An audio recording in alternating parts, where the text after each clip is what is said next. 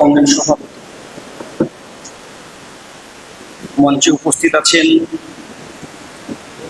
আমাদের সর্বভারতীয় সাধারণ সম্পাদক কংগ্রেস বিভাগ ভট্টাচার্য, উপস্থিত আছেন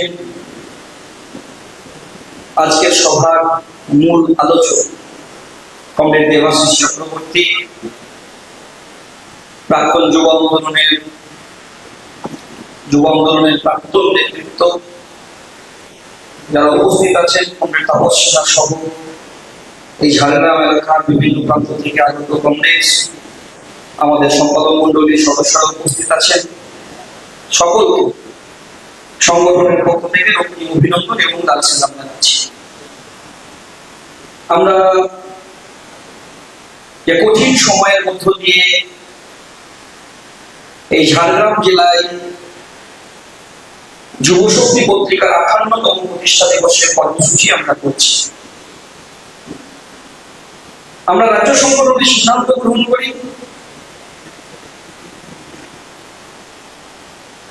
এবারের যুবশক্তি পত্রিকার 58তম প্রতিষ্ঠা দিবসের কর্মসূচি একটা জঙ্গলের দিকে ঝাড়গ্রামে করব আর একটা দার্জিলিং এর পাহাড়ে করব। প্রতিদিন যেভাবে বিভাজন, মানুষকে ভাগ করা, ধর্মের ভিত্তিতে, জাতির ভিত্তিতে, বর্ণের ভিত্তিতে, তাই আমরা ঐক্যের কথা বলছি। বিভাজনের বিরুদ্ধে, সাম্রাজ্যবাদের বিরুদ্ধে প্রতিদিনের লড়াইকে আমরা তীক্ষ্ণ করতে চাইছি।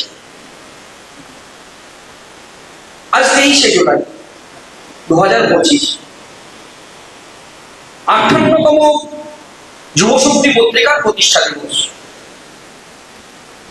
57টা বছর ধরে যুবশক্তি সংগঠনের ভূমিকা পালন করেছে এবং সংগঠনকে গড়ে তোলার কাজে হাতিয়ার হিসাবে কাজ করেছে আমাদের এই যুবশক্তি পত্রিকা। যে সংগঠনকে মতাদর্শ রাজনীতিভাবে দৃঢ় ও মজবুত করতে আমাদেরকে প্রতিদিন শিখিয়েছে। এই চটি পাতলা একটা বই, যার প্রতিটি কালো অক্ষরগুলো আমাদের প্রতিদিন চেতনায় আঘাত করে, হাতুড়ি পেটায়, সাহসী ও মতাদর্শকে বলিয়া প্রতিদিন আমাদেরকে সচেতন করে, আমাদেরকে শিক্ষা দেয়। এই অর্থনৈতিক, রাজনৈতিক, সামাজিক জটিল, ঘোরালো, অস্থির পরিস্থিতির মধ্যে দাঁড়িয়ে আমাদেরকে প্রতিদিন শিক্ষিত করতে সাহায্য করে আমাদের এই যুবশক্তি পত্রিকা। সিদ্ধান্ত নিতে, সঠিক সময়ে নির্বাচন করতে, রাজনৈতিক ভাবে আমাদের সচেতনতা বাড়ায় আমাদের যুবশক্তি পত্রিকা।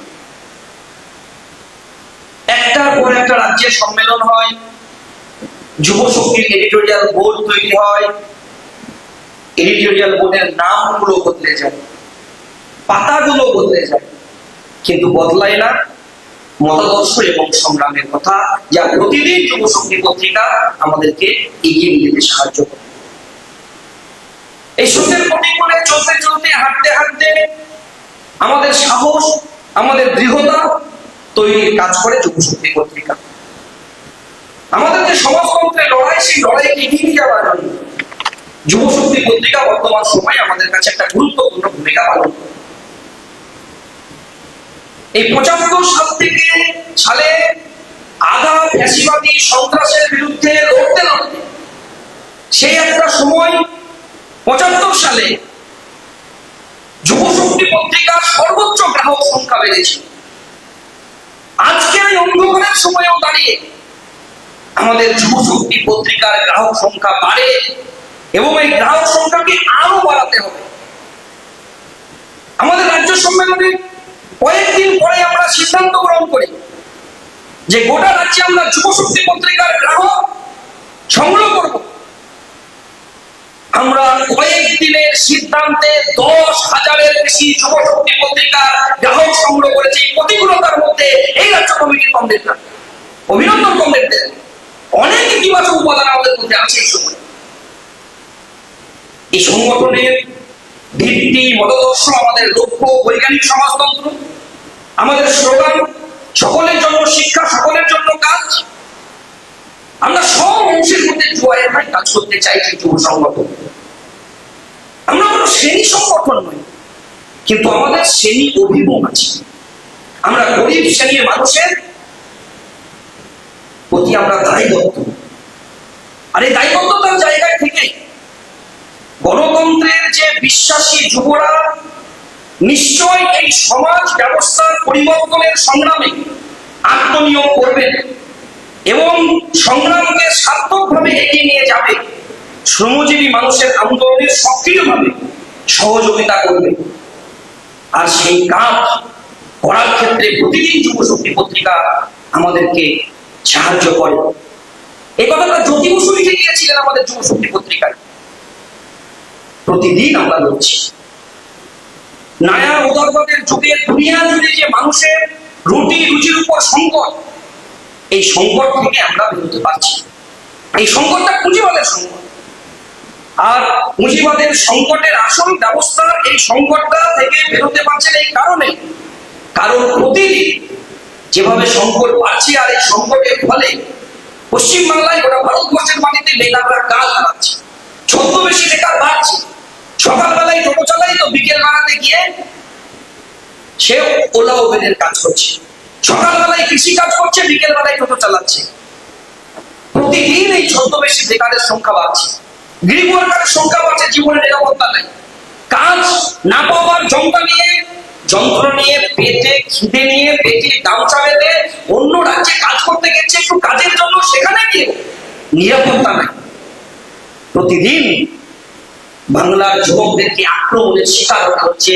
যারা পরিযায়ী শ্রমিক হিসাবে অন্য রাজ্যে কাজ করছেন তাদেরকেও আক্রমণের শিকার হতে হচ্ছে। আমরা রাজ্য কমিটি বলেছি এই পরিযায়ী শ্রমিকদের পাশে থাকতে হবে। লোকাল কমিটি ভিত্তিক চেষ্টা করতে হবে, আমাদের ব্লক ভিত্তিক চেষ্টা করতে হবে।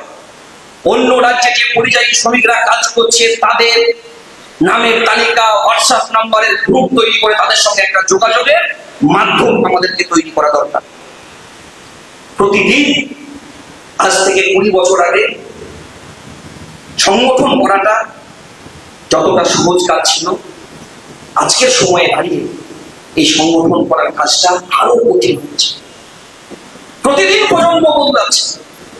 গ্রামে পাড়ার মাচায় যুবকদেরকে দেখা যাচ্ছে না। এই ঝাড়গ্রামের মতো যদি জায়গা দেখেন, এখান থেকেও প্রতিদিন পরিযায়ী শ্রমিক অন্য রাজ্যে কাজ করতে চলে যাচ্ছে। গ্রামের মাচায় ঘাস বেরিয়ে যাচ্ছে, খেলার মাঠগুলো শূন্য হয়ে যাচ্ছে। খেলার মাঠের কোণে এ রাজ্যের সরকার, দেশের সরকার নেশার চক্র খুলে দিচ্ছে। একটা মোবাইলের মধ্যে, সোশ্যাল মিডিয়ার দুনিয়ার মধ্যে একাকিত্ব থাকার মতো একটা মানসিকতা তৈরি করছে গোটা রাজ্য।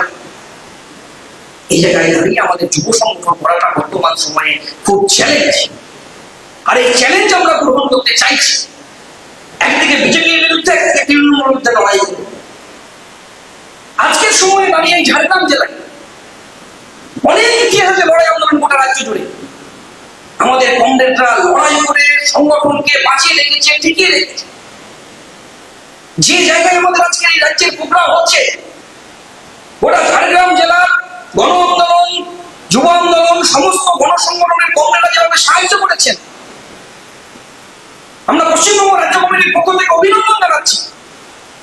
যে কোন সন্ত্রাসের আঁতুর ঘর থেকে বেরিয়ে এসে এই সময় ঝাড়গ্রাম জেলার যুব শক্তির পত্রিকার প্রতিষ্ঠা দিবসের প্রোগ্রামকে সাফল্যমণ্ডিত করার জন্য কমরেডরা এগিয়ে এসেছে।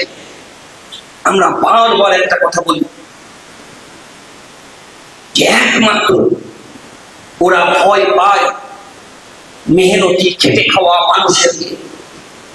যখন মেহনতি খেটে খাওয়া মানুষ মাজায় গামছা বেঁধে ঝান্ডাটা নিয়ে পঞ্চায়েতের গেট থেকে, পৌরসভার গেট থেকে সাম্রাজ্যবাদের বিরুদ্ধে, পুঁজিবাদের বিরুদ্ধে, আর এই রাজ্যের গুন্ডারা, এই রাজ্যের দুষ্কৃতিরাজের বিরুদ্ধে যখন মাথা তুলে দাঁড়াবে, সেটা দাঁড়াতে পারে একমাত্র মেহনতি খেটে খাওয়া মানুষ। যারা মাজায় গামছা নিয়ে যখন দাঁড়াবে, পৃথিবীর কোন শক্তি নেই এই মাজায় গামছা বাঁধা মানুষগুলোকে পৌঁছে দিতে পারে। তার জ্বলন্ত উদাহরণ হচ্ছে ঝাড়গ্রাম। এই ঝাড়গ্রামে একটা সময় ছিল এই ধরমপুরের শালবনিতে একই দিনে 14 জন মানুষকে গ্রাম থেকে তুলে নিয়ে গিয়েছে। তার মধ্যে 12 বছরের একজন বাচ্চা ছেলে, মাওবাদী নাম করে যারা পরবর্তীতে তৃণমূলের নেতা, তাদের লাশ তুলে নিয়ে যাওয়ার পরে লাশ এখনো খুঁজে পাওয়া যায়নি কারোর। আমরা ওই গ্রামে যখন গেলাম, একজন বিধবা বেশে একজন মা আমাকে বলছে যে আমি আজকে কেন বিধবার বেশে আছি জানেন? আমি আমার স্বামীর দেহটা পাইনি ঠিকই, কিন্তু নদীর ধারে যখন আমি যাই দেখলাম একটা কঙ্কাল পড়েছিল, আর আমার স্বামীর অপারেশন করার সময় ভীমার হাতটা বদলে একটা লোহার রড ঢুকিয়ে দেওয়া হয়েছিল। ওই লোহার রডটা দেখে আমি চিহ্নিত করেছি ওটা আমার স্বামীর দেহ। এটাই আমার পশ্চিম বাংলা, যে কঙ্কাল দেখে চিহ্নিত করতে হয় এটা আমার স্বামীর দেহ। অনেক দেহকে আজকে পাওয়া যায়নি। ধরমপুরের পার্টি অফিসের সামনে বাচ্চা ছেলে 20 দিন ধরে শালকুশোরের লাশটাকে ফেলে রেখেছে তৃণমূল কংগ্রেস। একটা লাশকে প্রতিদিন পশু পাখিতে খাইয়ে দিয়েছে, বলেছে যে এই দেহটাকে শ্মশানে নিয়ে যাবে, দাহ করতে যাবে, তাকে গুলি করে হত্যা করবে। তার মধ্যেও দাঁড়িয়ে এই ঝাড়গ্রাম জেলা কংগ্রেস আজকের প্রোগ্রামে মাথা উঁচু করে দাঁড়িয়েছে। শিখতে হবে লড়াই, গোটা রাজ্যের মানুষকে শিখতে হবে ঝাড়গ্রাম জেলার কংগ্রেসের লড়াইকে। একই ঘরের মধ্যে যারা আজকে তৃণমূলের নেতা মাওবাদী সেজে মাকে মেয়েকে ধর্ষণ করেছে, আমার বোনকে ধর্ষণ করার পর যৌনাঙ্গে গুলি করেছে জেলায়, একটার পর একটা ঘটনা আছে। গাছে বেঁধে গুলি করতে করতে মেরে দিয়েছে,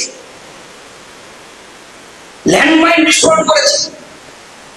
আমাদের কমরেডদেরকে 12 বছর 13 বছর ধরে জেলে ভরে রেখেছে।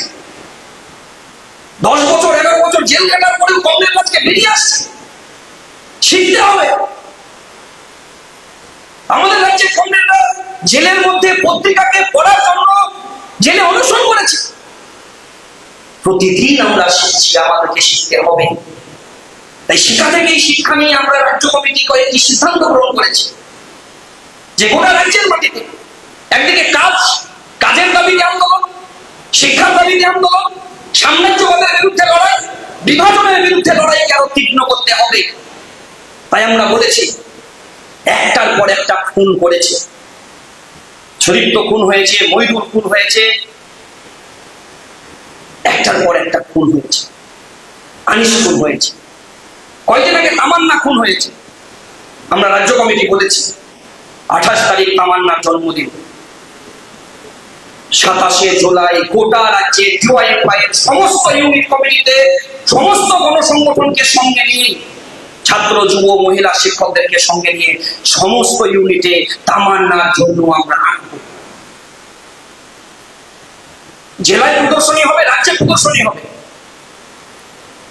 আমরা শিল্পী সাহিত্যিক সবাইকে কাজের সঙ্গে যুক্ত করতে চাইছি। সুকান্ত শতবর্ষ, এই সুকান্ত শতবর্ষ আমরা গোটা রাজ্য জুড়ে পালন করবো এবছর। দিদিমণির যদি ক্ষমতা থাকে দিদিমণির ভাইবোর জন্য পালন করো, কিন্তু আমাদের সংগঠনের প্রতিষ্ঠাতা সম্পাদক ছিলেন কমরেড বুদ্ধদেব ভট্টাচার্য, তারই কাকা ছিলেন সুকান্ত ভট্টাচার্য, যার কবিতায়, যার লিখনীতে বিপ্লবের কাজকে এগিয়ে নিয়ে যেতে সাহায্য করে, সমাজতন্ত্রের লড়াইকে এগিয়ে নিয়ে যেতে সাহায্য করে, সাম্রাজ্যবাদের বিরুদ্ধে লড়াইকে এগিয়ে নিয়ে যেতে সাহায্য করে। এই সুকান্ত শতবর্ষ আমরা পালন করব 15-16 আগস্ট থেকে সমস্ত জেলায়, সমস্ত লোকাল কমিটি এলাকায় আমরা সুকান্ত শতবর্ষ পালন করবো। আমাদের টিম গঠন হয়েছে, লোকাল, জেলা, তারপর গোটা রাজ্য ধরে আমরা যুব উৎসব পালন করব সুকান্ত শতবর্ষ। সাম্রাজ্যবাদের লড়াইকে আরো তীব্রতর করার জন্য নওজওয়ান ভারত সভার 100 বছর আমরা এই প্রোগ্রামকে সামনে রেখে গোটা রাজ্যে কর্মসূচি নেব। 8-9 সেপ্টেম্বর পূর্ব বর্ধমান জেলায়, যেখানে বটুকেশ্বর দত্তের বাড়ি ছিলেন, বটুকেশ্বর দত্তের বাড়ি থেকে আমরা মিছিল শুরু করব। শহীদদের প্রতি শ্রদ্ধা জানিয়ে যে বটুকেশ্বর দত্ত ভগৎ সিং এর সহযোদ্ধা ছিলেন। আর যে নওজওয়ান ভারত সভা হাত করে ডিওয়াইএফআই এর জন্ম, যে নওজওয়ান ভারত সভা তৈরি করেছিলেন ভগৎ সিং, আমরা তাদের উত্তরসূরি।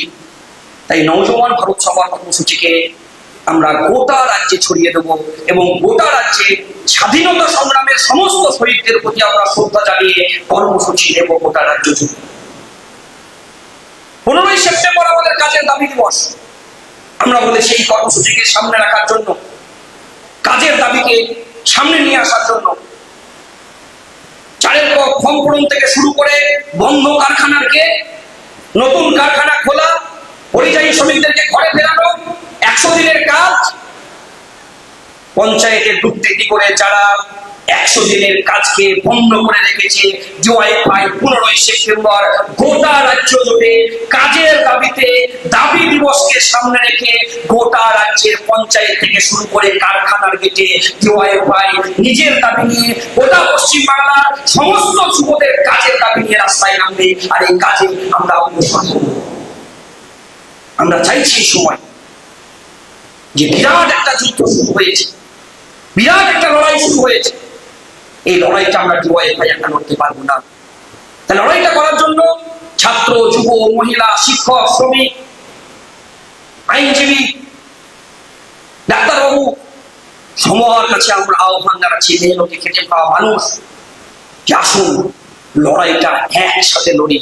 কারণ লড়াইটাকে অনেক দূর অবধি এগিয়ে যাওয়ার জন্য আমাদের কি করতে হবে, তারই শপথ গ্রহণ করি আমরা আজকের যুব শক্তি পত্রিকার 58তম প্রতিষ্ঠা দিবসে।